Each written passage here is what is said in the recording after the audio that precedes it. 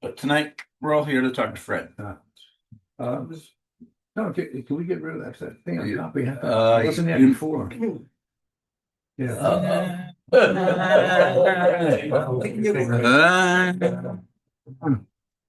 Yeah.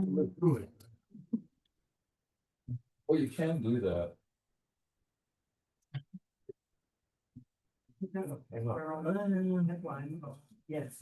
Nope, that's part of the Zoom thing. Oh, is it? Oh, okay. Yeah. All right, so I'll, Would you rather have a manual pointer or a laser pointer? That can be hit. let's see. I got it. Another manual pointer guy. Sure, I'll take your manual pointer. It's in fact, Anytime. you missed the last talk. Yes. I So was waiting for it. Okay. I would normally tell you about all of Fred's accolades, but I think everybody in the room probably knows him. And Okay. Okay, that let's see what we can do. professor at SUNY New York, and then USM and Yeah, Portland. right, So, right. And then work Brookhaven Lab. We did a lot of work Brookhaven Lab. Yep. You want to click the thing that says hide meeting. knows a lot. Yeah, it's That the second. that would require to be This one here? getting there. Yes. Hide meeting? Click on Try that. See. Yeah, It does it. And you may or may not get rid of that part. You're gonna be on the hook if there are consequences. I may disappear. Okay. No, so we don't want that. We don't want that.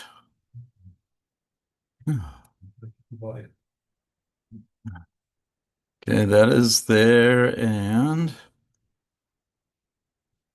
I am not seeing a hide anything, so Supposed to see you're on you have two screens and you have to go to the second screen. I'm on the second screen.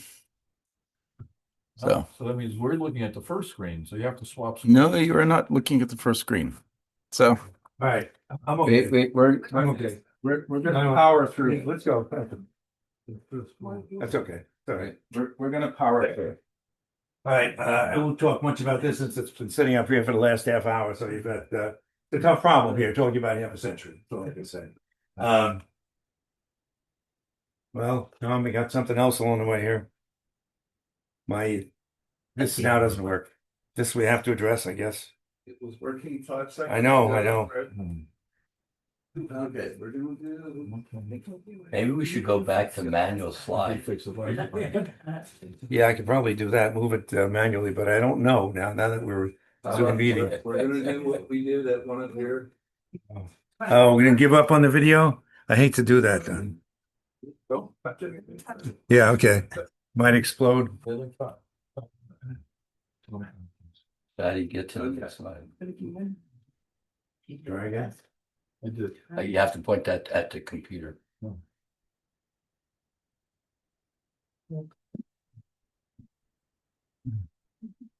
Let's do this. That should be on the laptop and that should be on the screen. Give it in. Wow. So we are okay, huh? Mhm. Okay, good. All right. All right, let me get started here. So I'm going to talk about viruses. As in many other topics, I have to select something. There were several big viral events in the second half of the 20th century, but I want to pick on one from early on, the one polio myelitis, which is one I remember as a kid. Polio is a disease. I hope the back row. Can you hear me in the back? My okay. Lots of seats. So it's certainly been with us for ages here. This is an Egyptian stela here, and whoops, sorry, we can see the withered leg here. This was a site that really scared kids when I was like 10, 11. A whole ward full of iron lungs to help these kids breathe during the periods they have polio. They may get out of the iron lung, they may not. We don't know, but it was frightening, really, as a kid. We knew about this bad year, 1952. Everything said we had we have 21,000 people paralyzed from this disease. It was really frightening. Well, there was a big trial of the first vaccine, the so-called Salk vaccine, involving about 400,000 volunteers. and it was announced officially, like by the Surgeon General, it was a success. And it was a big day. People observed moments of silence, rang bells, honked horns, blew whistles, fired salutes, took the day off, closed schools, hugged kids, went to church, said hello to strangers and forgave enemies. This is a quote from the Times. This was a big deal. At the bottom, another historian commented that it was very much like scenes from the end of World War II. Polio was scary. Yeah. Now, these are two men associated with the vaccines, Jonas Salk, Salk vaccine, and the Sabin oral vaccine a little bit later. And they were kind of heroes at the time. There's a tendency for the press to pick out one or two figures and say, these are the greatest, these are the people who did everything. But in fact, well, here, let's quick look what happened here. By the 70s, the end of the 70s, the USA, we had no more polio, but there was still a lot in these other places, other continents, countries. By 2000 and something, we've got things are improving. By 2015, it's only Afghanistan and Pakistan, and then that's still the case today. That polio is still around. It's amazing what they were able to do.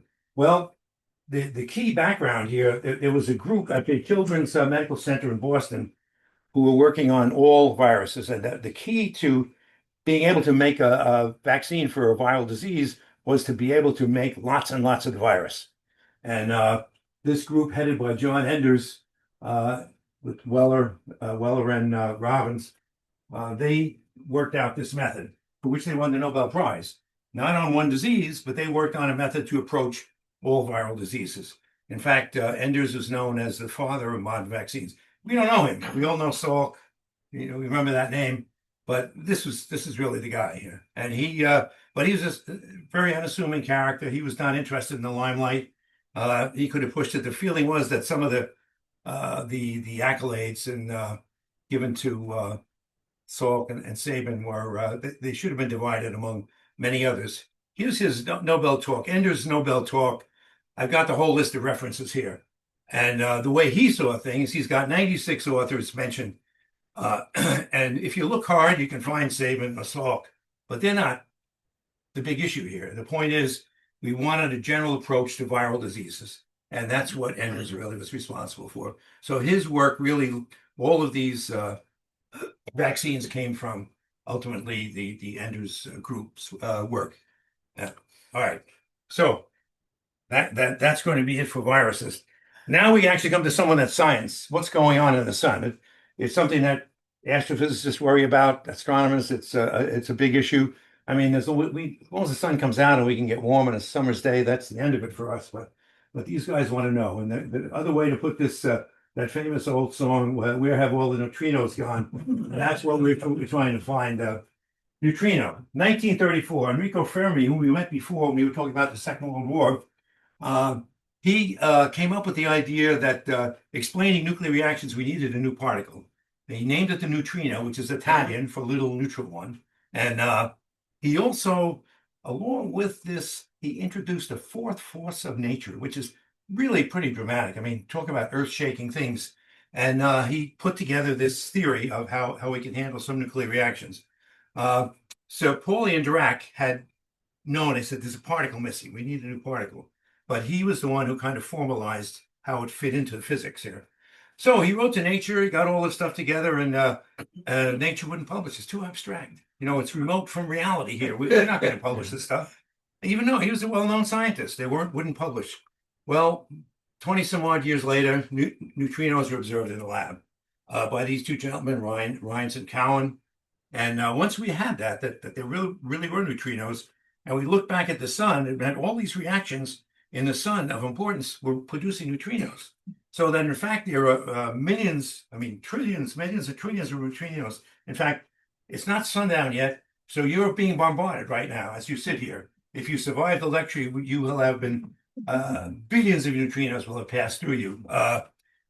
Something you can't avoid. Fortunately, they don't interact generally. They just go right through you like nothing happened. So that's okay. So this scientist, again, a man I knew at Brookhaven Lab, Ray Davis, he decided that he wanted to try to measure the actual neutrinos given off by the sun. And he's setting up this is a lab experiment he's setting up. Well, first of all, why is this thing so gigantic? He's building a tank that will hold 100,000 gallons of dry cleaning fluid, because unless you have a colossal volume, you're not going to catch any of the neutrinos. They won't interact. They'll just pass right through. And he's a mile down underground with this tank. And that's because the neutrinos are coming to us from all over the universe. All he cared about were the ones that are coming from our friend the sun, which is only 8 light minutes away. And if you put enough filtering, namely the Earth, a mile of Earth, on your way, the only ones that'll get through to us will be some fraction of the solar neutrinos. So he sets up this experiment. Here's a diagram of it. It's not that complicated. Here's our tank. This blue stuff is the dry cleaning fluid. Purple represents argon. He has argon bubbling through here all the time. And occasionally, we can't see it there, hidden under that banner on top is the reaction that shows a neutrino can hit the chlorine and turn it into an argon that's radioactive. And that argon, the radioactive argon, joins the flow, passes out of here, and click, it's a detector, just like a sci-fi movie, click, click, click, click, They used to do radioactivity. So you have to stand around and just count, and that's it. I mean, anybody could do this experiment, so even a child of 4. So they used to talk about ads, but you only get 88 of these a year. So this experiment's going to run for a long time. It's kind of like a government program. We can soak them for years with this one if they just get us off the ground. Okay, so he runs it for a couple of years, but he's only getting 1/3 of what the physicists thought he should get, which is very disturbing, really disturbing, but it would imply we don't understand the sun. So they mulled over what he did. They said, they're no good. You're wrong. So rather than throw everything out, because he was a pretty good experiment and published a lot, they set up an experiment where they would purposely dope the argon here with some radioactive argon atoms, and they knew how many they put in to put him to the test. And they set this whole thing going. The whole test is going to take a long time. So while the test is going on, physicists don't sit around. They say, well, we should at least think of how can you explain this if it's really correct. And one of the ideas, this would appeal to sci-fi guys, is that the inside, we don't understand the sun. In the middle is a black hole, and all the matter of the sun is falling into this abyss and generating energy. And that's how we keep warm. Well, fortunately, this turns out not to be the result. Eventually, his results were shown to be correct. And here, I'm truly sorry that we don't have the whole show. This graph is the only graph in the whole talk. This is a Nobel Prize on one page. Take a look here. Look at this. It starts in 1970. It's still going in 1995. He said, I didn't know I was going to spend my life counting neutrinos. So if you look at, here's his, each run is of the order of a year or so. But here's the average. This is what he had gotten. Up here underneath this, let's call this scale 0.5. 3 times this is what the physicists thought we should get. So there's really something wrong. If you're supposed to be up here somewhere, I just don't know, steady enough to handle the perspective, and you're only down here, then something's wrong. So what was the answer finally? How did they resolve this? Further experiments with neutrinos found out that they came in what they call 3 flavors. Normally in the lab, you don't notice this. But if a neutrino travels 93 million miles from the sun, at any given moment along the way, if it started out as a red one, it can turn into a green one or a blue one, and then back to a red one and back to a green one. They're interchangeable. So you don't know what will happen, except that 1/3 of the time you'll get the red ones. And the red ones were the only ones that would react with Davis's equipment. So that was the explanation. We understood the sun. We just didn't understand neutrinos. Here's President Bush giving Davis the Presidential Medal of Science. It's called the Fermi Medal, by the way. And he was the first neutrino guy. And the quote down the bottom, he also won the Nobel Prize for pioneering contributions to astrophysics. The chemist from the Brookhaven Lab. Used to talk to him a lot, but you'd save that for later.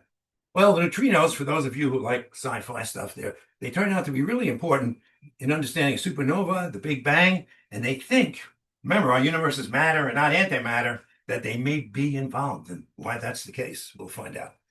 Okay, the next thing I want to talk about is a very large project that, for a number of reasons, went astray. And we'll talk about those if we can. We should remember, so sorry, we can't see them all.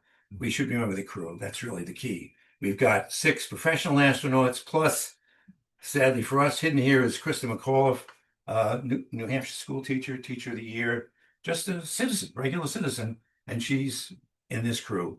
And sadly, we met this terrible accident. Now, after the accident, what we call a big blue ribbon committees formed. We've got to figure out what happened, what's NASA doing wrong, and Rogers had been Secretary of State. Neil Armstrong, first on the moon. Chuck Yeager, great test pilot. Sally Ride, the first woman astronaut, really well known. And this man you never heard of, Donald Katina, but you will in a minute here. And last in red is Richard Feynman. They invited him in. He's a nuclear physicist, wins a Nobel Prize, and he was like icing on the cake. Everybody kind of trusted his authority. So if you had him in your committee and they reached conclusions, having Feynman's name on it would be really good. So they have a couple of meetings. By the way, there were about 16 members. I just picked out some whose names you might know. So they have a few of these, like the C-SPAN meetings, put everybody to sleep, Washingtonese and all. And so after a couple of these meetings, they adjourn for a while, and that's going to be it. Rogers goes home. The next day, he turns on his TV, world and national news, and the story is Cape Canaveral. There's something, oh, Cape Canaveral. And there's this guy running around with a hard hat on, talking to everybody, and it's fine. He just wants to know what happened.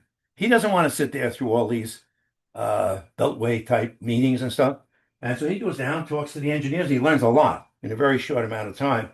I won't tell you all the things, but one of the things he did, he came up with a student's favorite, every student's favorite, the one question exam. Okay.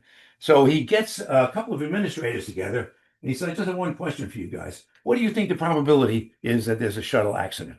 Well, the administrators answered 1 in 10,000. Every one of them gave the same answer. They had separate papers. He didn't want anybody cheating. They were all by them, but they all came up with the same number magically. Now he knew something was wrong here. He says, well, that means if the shuttle took off every day for the next 40 years, there'd be one accident. Help me out, right? In the meantime, he asked the engineers who had really sweated through all this stuff, and they had all kinds of different numbers, 1 out of 40, 1 out of 50, 1 out of 100. So they weren't talking to each other. In other words, you got the administrators, their priorities and what they understood, and you had the engineers, and they were butting against one another.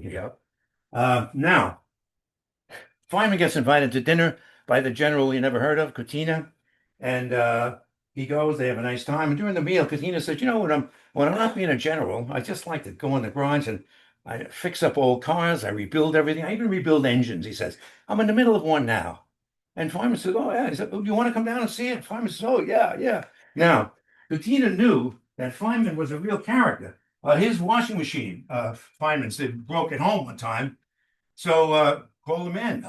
He called 2 of his graduate students, and they took the whole machine apart.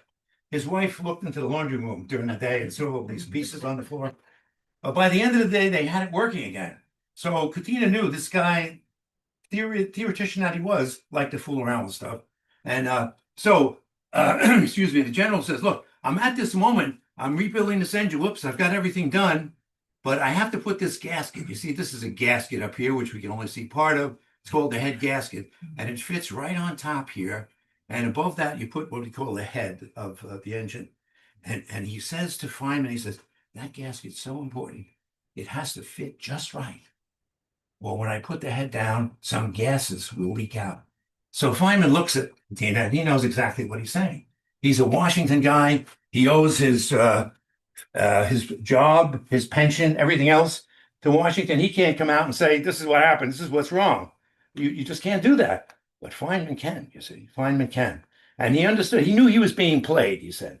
But he felt he was being played in a positive way. So not long after that, Feynman, it was the most interesting C-SPAN-y type show you've ever seen. He shows up with some lab equipment here to his committee meeting, which I forgot to read the quote. We couldn't see the quote from Rogers dealing with him. He says to Neil Armstrong, this guy's a pain in the ass. Frankly, that's a famous quote about him. So he comes in, he's got the speaker with ice water in it. He's got a piece of the rubber from the gasket, or what we call the O-ring from the rocket, and he's got a clamp that he can clamp them with. And he puts this thing, which is very flexible, this rubber at the beginning, drops it in the ice water for a while. It begins to become brittle, and it doesn't return to its normal shape at the end. And that was a key item here. And so the issue is this. You see, here's the gasket. See this right here, the O-ring, and it's sprung a leak. So besides all the rocket burning normally, the rocket fuel, we've got this secondary flame. And of course, that's what destroyed the ship. Now, we get to the end after whatever it was, a couple of months of these Washington meetings. They have to sign the report. Well, I can't sign this report. Because he felt they didn't get focused right on the heart of what the problem was. So they went back and forth. This is bad news in the same sense that Feynman's the icing on the cake that gives the committee a patina of truth. He won't sign it. He won't sign the report. So they let him write an appendix. And I just have a couple of quotes from here. We must make recommendations to NASA officials that they must deal in a world of reality here. And then finally, this classic one: for successful technology, reality must take precedence over public relations, where nature cannot be fooled. Really excellent. All righty. Okay. Now, DNA and its use in ID. We can, the last talk, the first half of the century, we actually leaped over and got to the structure of DNA, but nobody cared about it at the time. There was some biologists with a physics orientation who did. That was it.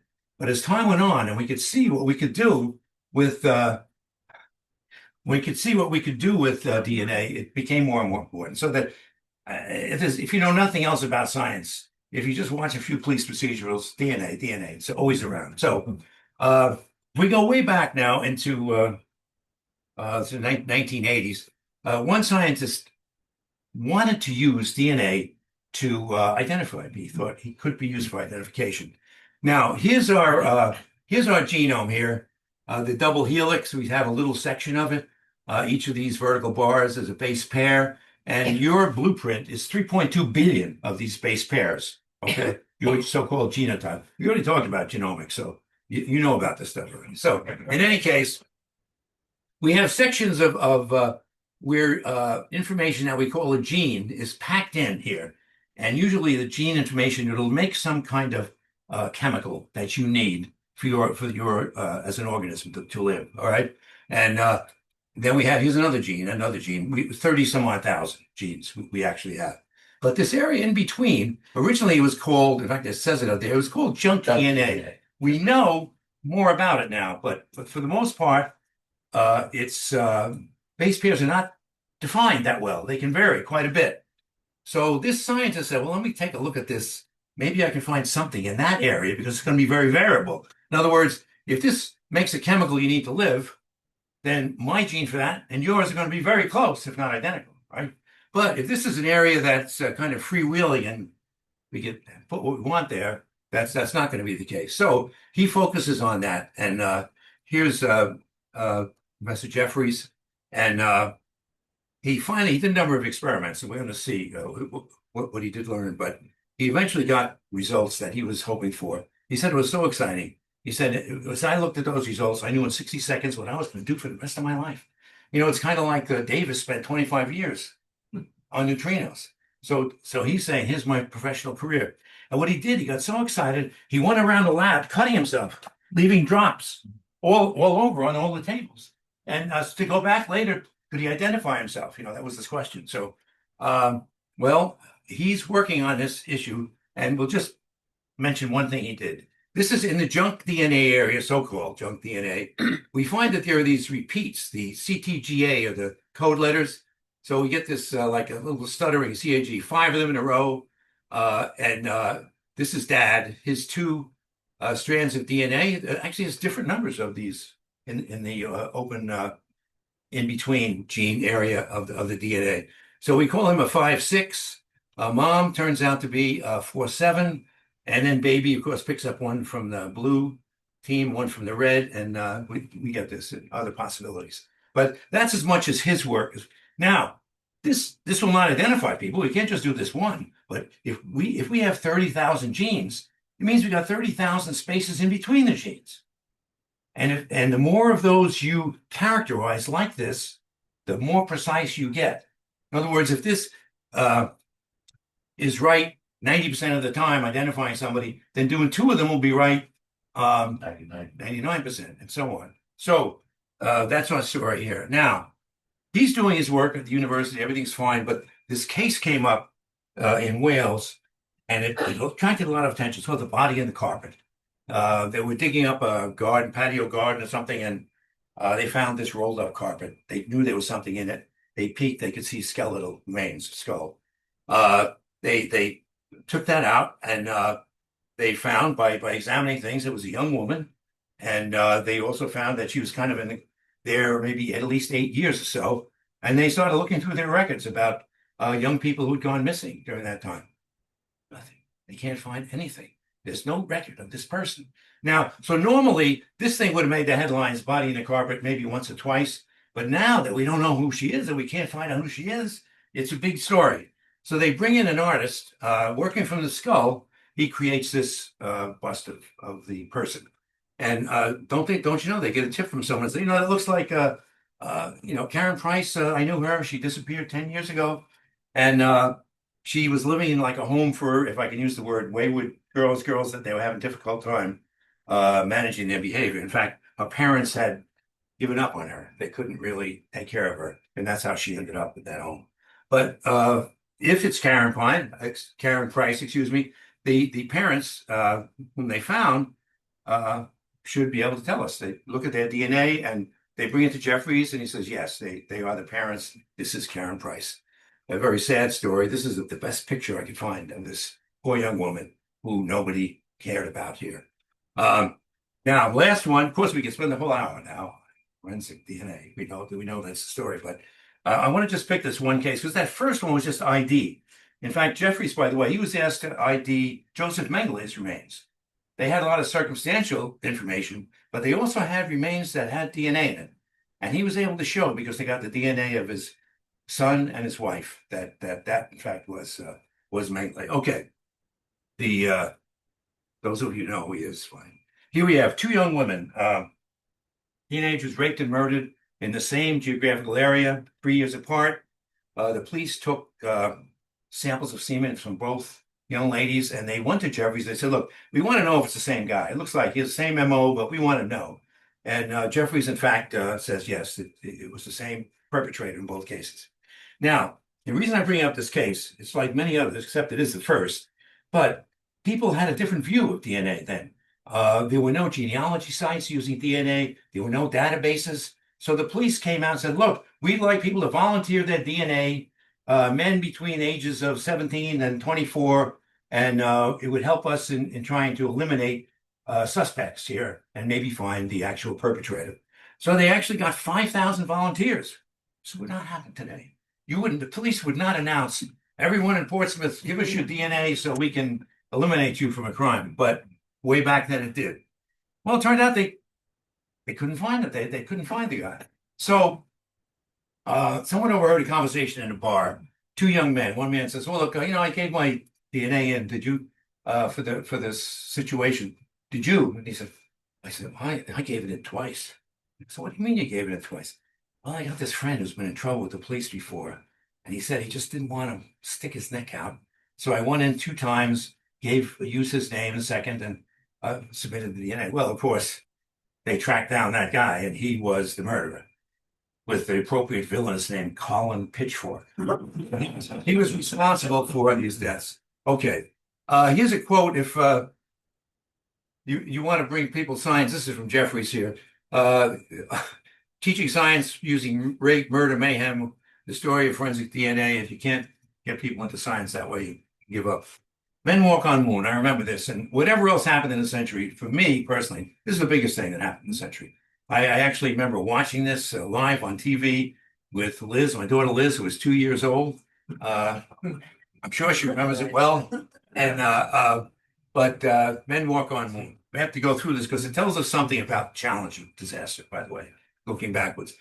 We've got a picture here of Werner von Braun, the German rocket scientist, surrendering along with 100 of his workers, underling workers, to some big American official and what looks like an intelligence agent in the leather coat here. This is 1945. Well, the the rocket workers from Germany, a whole bunch of them come to, first they have in Texas, then they put them in Alabama, and they gradually let them out into the community and kind of they de-emphasize their Nazi backgrounds as much as they can. Now, as it happens, once they're out in the open, von Braun happens to be a very good spokesman, and he attracted the attention of Walt Disney. He did a couple of specials on exploration in space, because the truth of the matter is, whatever else von Braun did, as a kid, he always wanted to go to the moon. In fact, he even thought that he would get a chance to be an astronaut in the Apollo program. This picture I took in particular because when I was a kid, we used to get my weekly reader every once in a while. Had a bunch of stories geared towards kids and everything. And I remember one was Rockets to the Moon. And it was Werner von Braun. They had this multi-stage rocket. The whole idea of the multi-stage rocket I had never heard of before, but the story stuck with me my whole life here. On top here he's speaking with Edward R. Murrow, who's come down to Alabama to learn something. And again, they used a good spokesman. And of course, we recognize, I think, figures on the bottom. That's von Braun talking to JFK. And LBJ standing there at his shoulder. And I think this is James Webb, but this is 1961. They met several times. There was great respect by this time for von Braun. As I said, Nazi past kind of hidden away.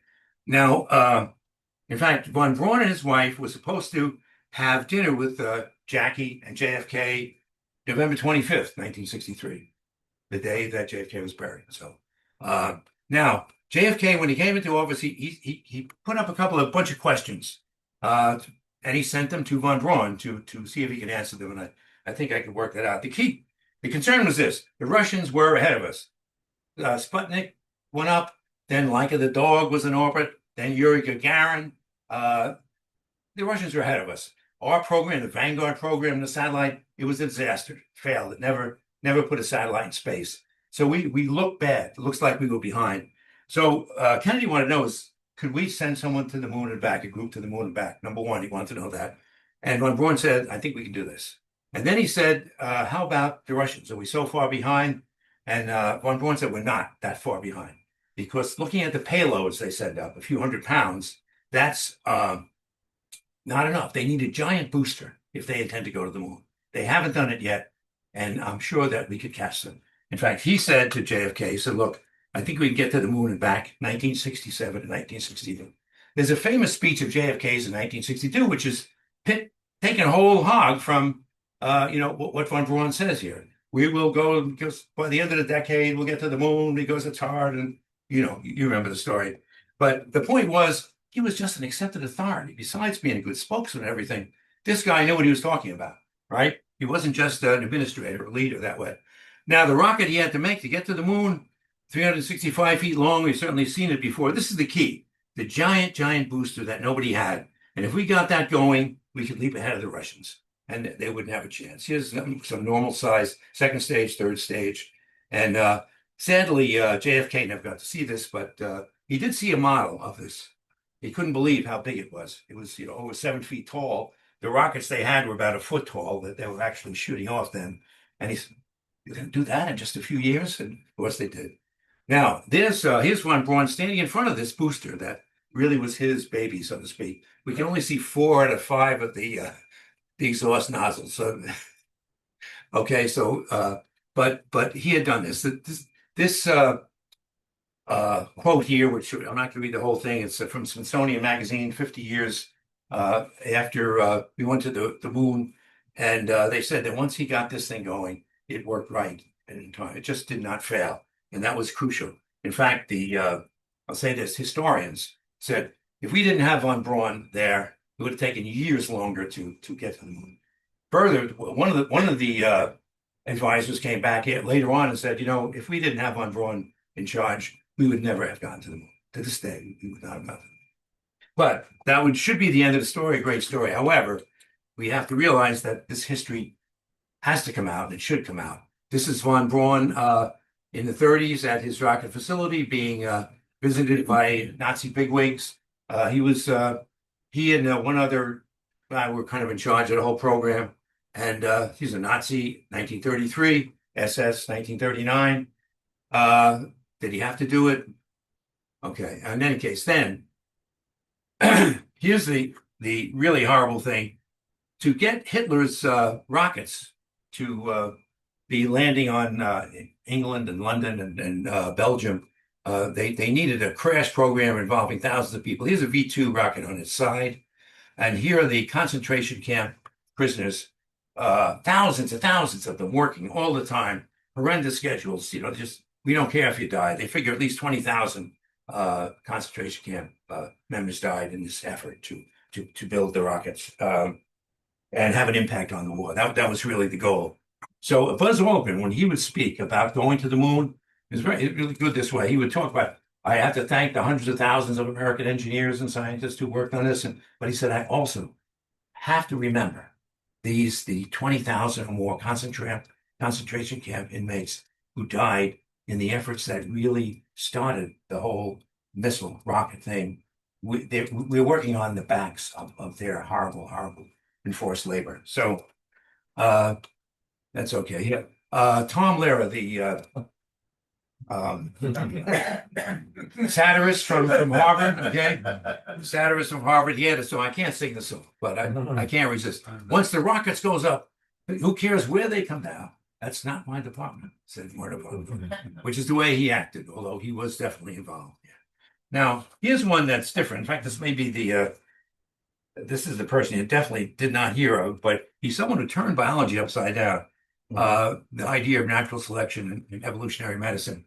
Let me see if I can't get this point across. Survival of the fittest. It's the one term we probably remember from biology. In fact, it's often applied outside of science, right? To any group of people working on something, and let them eat each other up, and whoever comes out on top is the winner, and that's it. So he said, look, that's when you describe a person's described by his genome, but the way he actually comes out looking is what we call his phenotype. Okay, so genotype that's the plan for you, and the phenotype's how you come out. So he says, let's say we have a great phenotype. Imagine it's whatever 100,000 years ago, and there's a super Tarzan who's born, and maybe the human race is going to advance and move forward because of this. And William said, no, that's not going to happen. He's just a one-time thing. He's a flash in the pan. He said, you really should not be looking at evolution in this way from the organism. It's a mistake. He said, evolution should be looked at gene by gene. In other words, let's say these are two genes in an organism, and reproduction occurs, and this one gets lost, and this one's inherited. This guy's gone. That's it. So it's like a binary choice. It made it or it didn't. That's the end of it. All right. So just to give you one example, is a famous we don't know who that first person is anymore. So the patriarch there, the first of the Bernoullis, very famous historical mathematical family. He was not a mathematician, by the way, Dad, up here, but he probably was a good mathematician. He was out trying to make enough for the bread for his three bright boys to develop. And he had three boys. Two of them became world-class great mathematicians on a historical basis, the Bernoullis. He had a third who was also a mathematician, and good. The white means he was a good mathematician. And that good mathematician had a good mathematician child. So this great mathematician has three kids. One doesn't even like math, like more normal person would be. One was a world-class mathematician again, and then we got a good mathematician. And this good mathematician had a couple of more good math. But you see how it's gone, you see. It wasn't a case that, wow, we got the Bernoulli family, and now the whole world around this, they're going to be great mathematicians for generations to come. No, it tends to disappear, all right? Now, he also came up with the whole idea of evolutionary medicine, which we talk about in a very loose way, but to formalize it, there are journals that discuss this. And the key point is that our genome was determined 100,000 years ago or whatever or more, and our world keeps changing all the time. The cultural evolution is very rapid, but biological evolution can't keep up. It just can't keep up. And this mismatch means that we have a situation where we're apt to get diseases. Now, we don't have time to really talk about all of them, but one thing that's mentioned often in a very general way, just to give you an idea, is that anxiety. 100,000 years ago, we lived in this figurative cave, and every time you went out, behind the next rock, there's some animal that's going to try to eat you. Some fellow human is going to try to kill you. So you got to be anxious. I mean, they're really paid to be anxious essentially all the time. Whereas today, we still have that apparatus to keep us anxious. And it's possible for us to develop the same level of anxiety over some, whatever, some social issue that's of an equivalent intensity to what people did 100,000 years ago when it was life and death. And it's difficult to put that away. Also, you always have this problem. I have an argument with this guy in the chair, and he keeps insisting he's right, and I know he's wrong. And I just get this thought for a second. I just feel like bopping him in the head, just for a second. It's one of those things left over from my 100,000-year-old genome here. Now, the sedentary lifestyle, I have to mention, okay, I've got to I just got to make sure. Okay.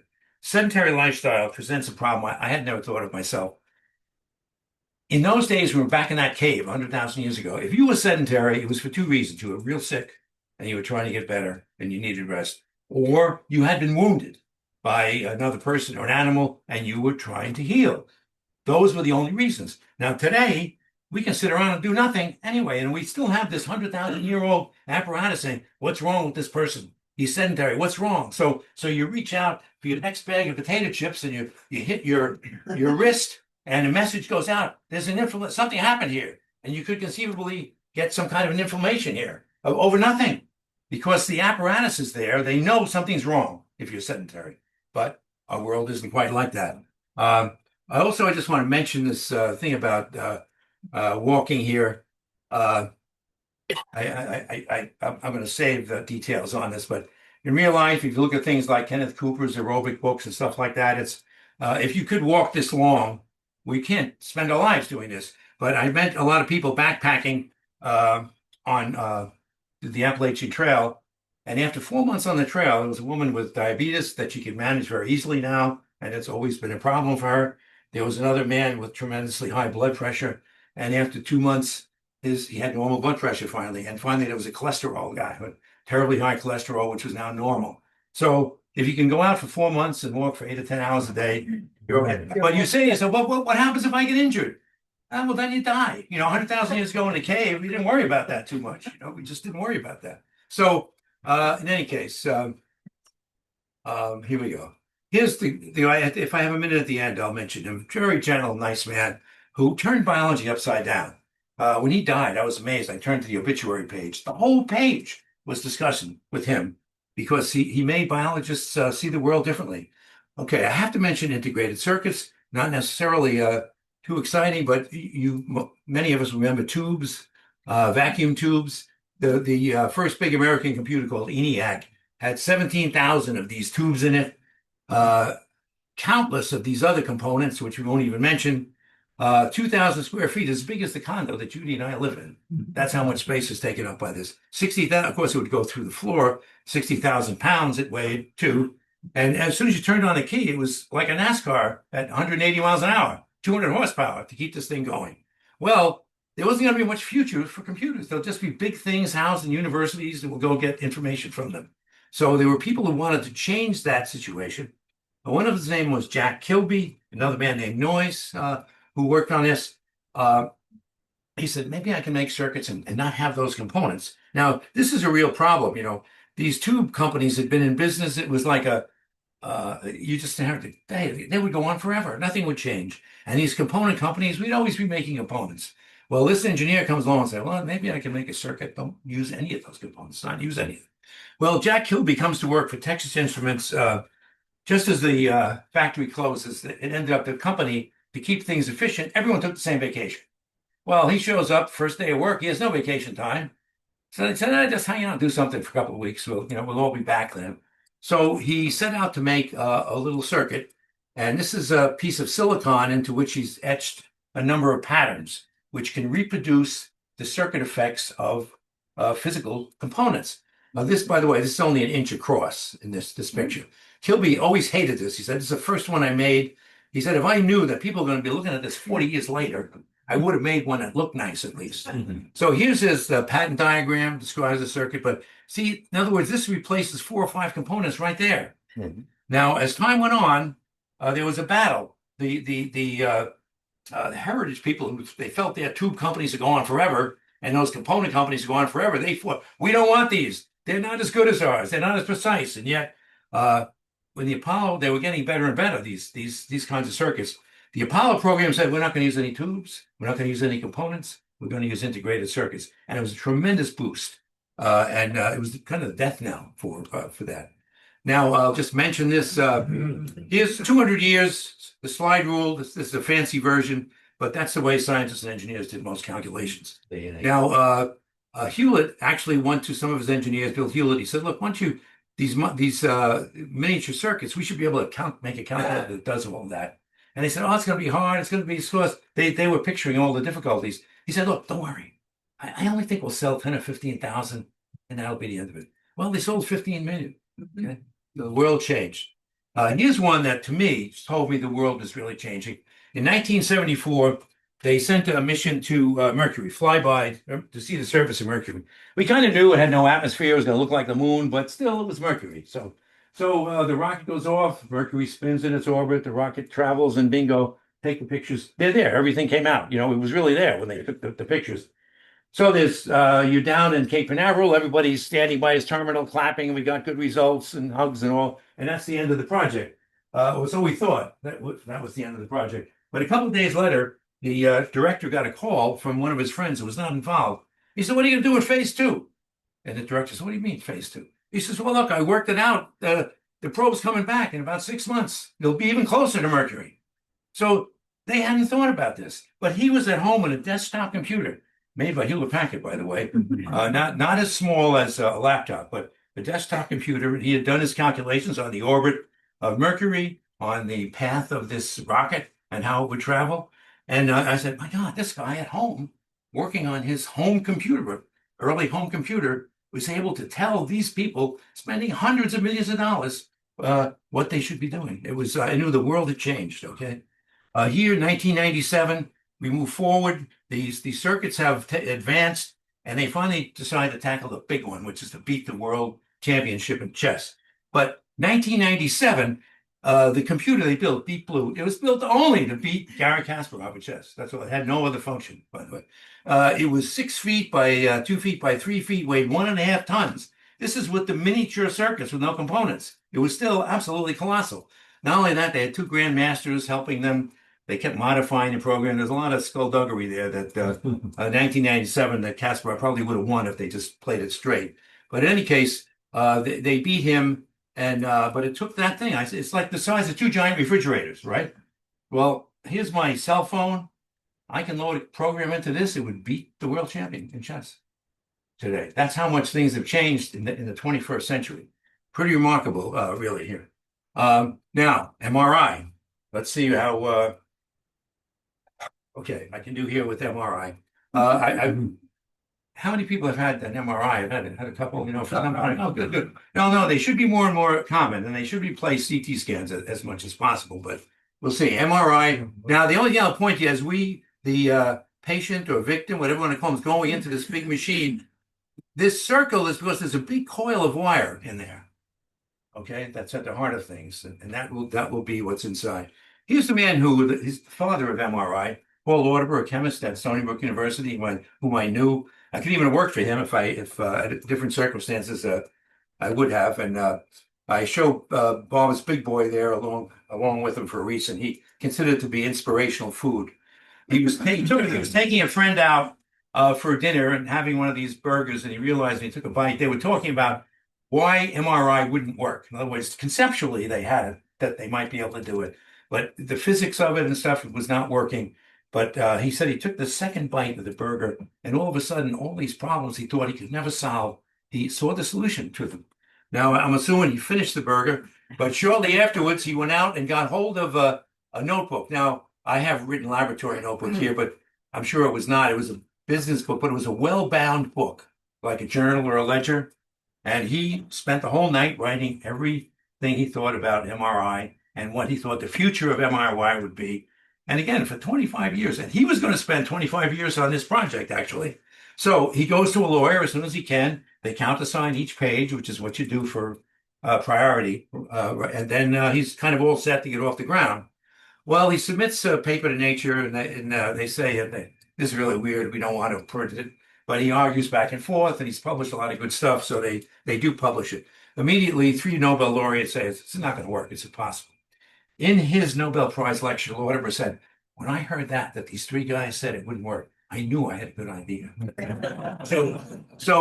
But he did have difficulty getting funding. Next week, we have to.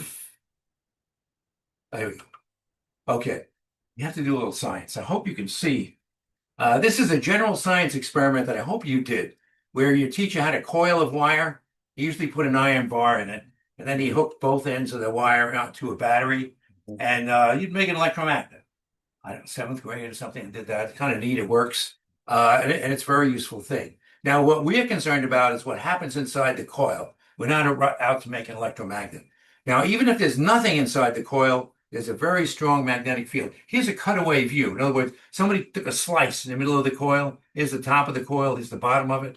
And I put a water molecule in it to show you where we're going. But these lines are called field strength lines, originally lines of force. We thank Michael Faraday, the wonderful experimenter in the 19th century who came up with this idea. And if you put a water molecule, I made a bigger water molecule down here.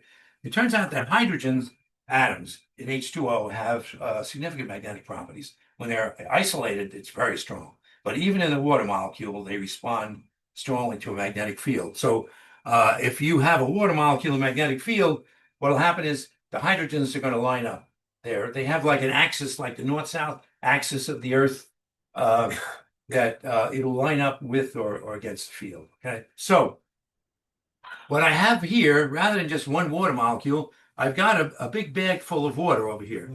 It's irregularly shaped, but remember, we're mostly water. Okay, so it's a big bag full of water, and if you turn on the juice, here's the coil turned on again. The hydrogens in her toes are all lined up with the field, and so are the ones in her nose. So we're all set. We're now set to do MRI. The MRI hasn't happened yet.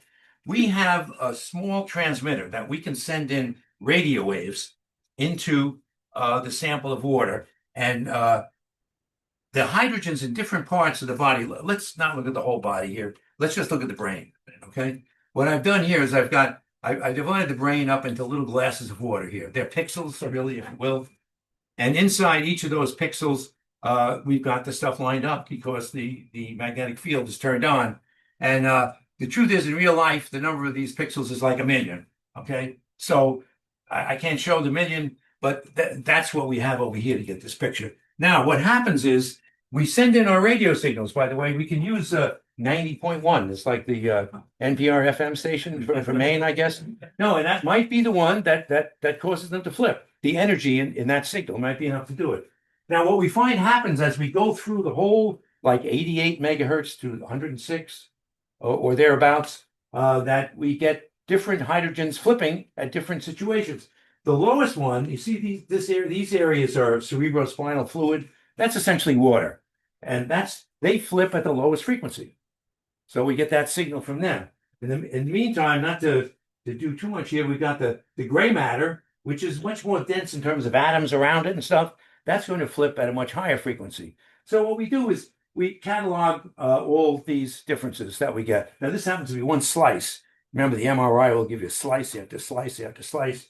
So if, let's say, this person had a tumor, there would be a different signal because of the lump up there. It would show up. The tissue in the tumor will be a little bit different than the normal gray matter. So we get this extra signal. In fact, MRI is great at picking out tumors. I actually had some pictures of brain tumors, but can't show them to you. It would be ruin the evening, you know. It'd be ruin the evening. Here we go. So CT scans do produce similar pictures, but they use a lot of X radiation. And there's a real problem. They're feeling right now is that they're responsible for 100,000 cases of cancer a year. There's a giant study that involved over 1,000,000 people, and they know this is the case.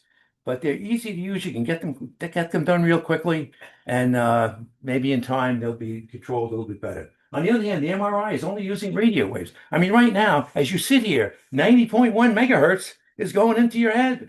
You know what I mean? As long as a radio will work if you turn it on. I have to say something about the internet. I can't really go into details. We all know this. I mean, our life is just so full of it, we can't escape it. So it's a condition.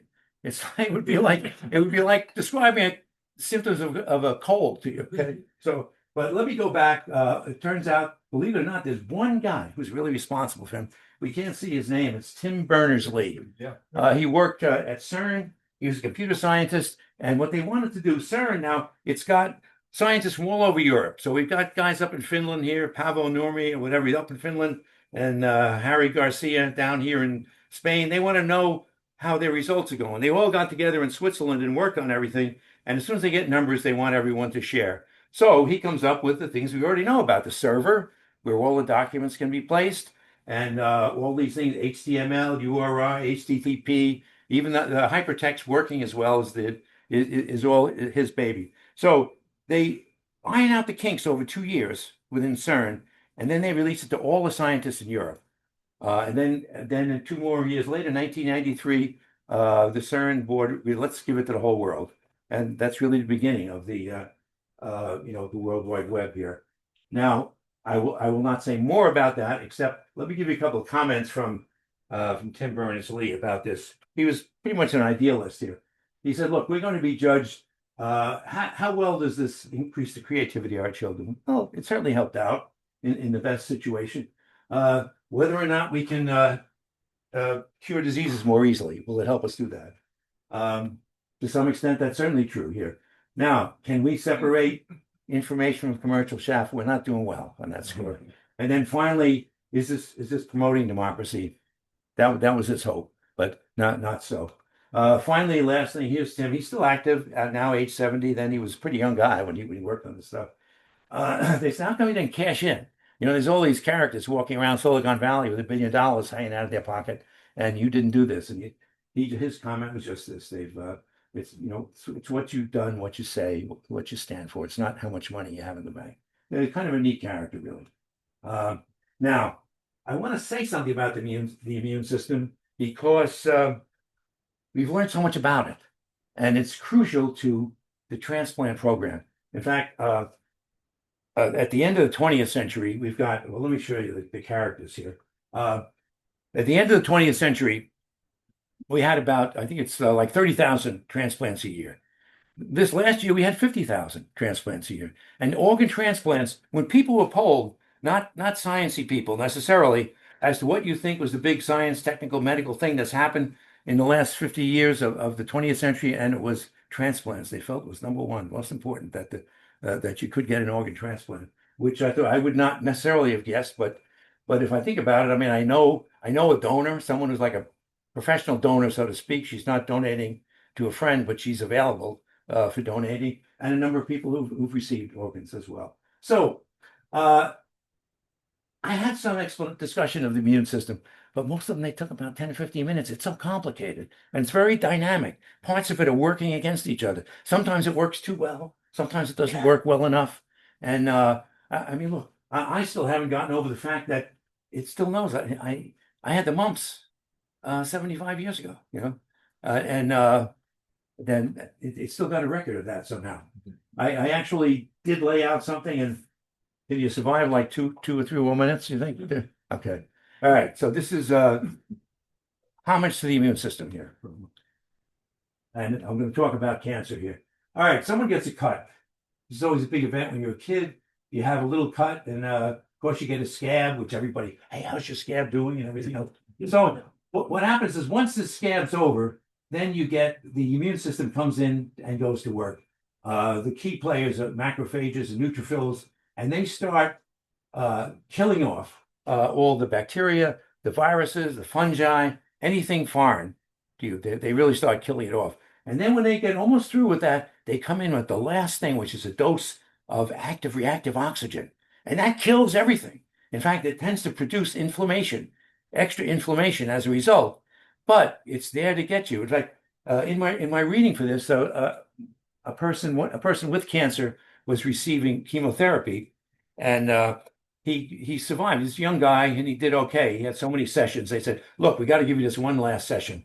And he said, "No, it's okay. I've had a lot." I said, "But this is going to be really terrible." And in the last session, they throw in a whole bunch of really chemicals that are deleterious to you. immediately. But in an effort, he said, we got to kill those last million cancer cells. And that's part of the reason they send this in. We got to kill the last million germs. All right, now we're going to rebuild. Fibroblasts come in, we've got to rebuild tissue. And here's where the danger starts. Because in order to rebuild things, we have to accelerate cell division. So whatever rate our cells normally divide, suddenly they're dividing 10 times as fast. And every time cells divide, there's a chance of a mutation, which can, of course, be dangerous. Many of them die off. Some of them are just, neutral and everything. But the idea is that the danger of a problem arises when you have an accelerated rate of cell division. In fact, there are some people, occupationally, they tend to get the same injury, like usually this would be at physical work.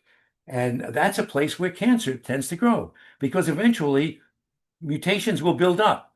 And scientists say usually 3 or 4 mutations is enough. If the cell's still working after 3 or 4 mutations, it's not going to be a normal cell, and it could very well be a cancerous cell. So we have this danger that, in fact, famous quote that we can't see. And it's an immunologist said, look, you've got to look at cancer as a wound that doesn't heal. And that's often the case. That's often the case. Now, the other problem what immediately follows from this is what we've said is that the longer you live, you're going to have more and more cell division. So you're more and more older people are more apt to get cancer. But the other thing about this is, let's see, the what was the other point we wanted to make? The insults. It's smoking. Every time you smoke, you're getting these micro insults to the very fine microscopic parts of your lungs, and they accumulate. They accumulate. It's not surprising that we have the cancer that over time. So I don't know. That's about all I can give the immune system. Not much. That was the encore. Thank you very much. I appreciate you. Listen, I also want to thank Tom very much for all his help and his support all the time. It's just Whoa. great. Well, I don't know.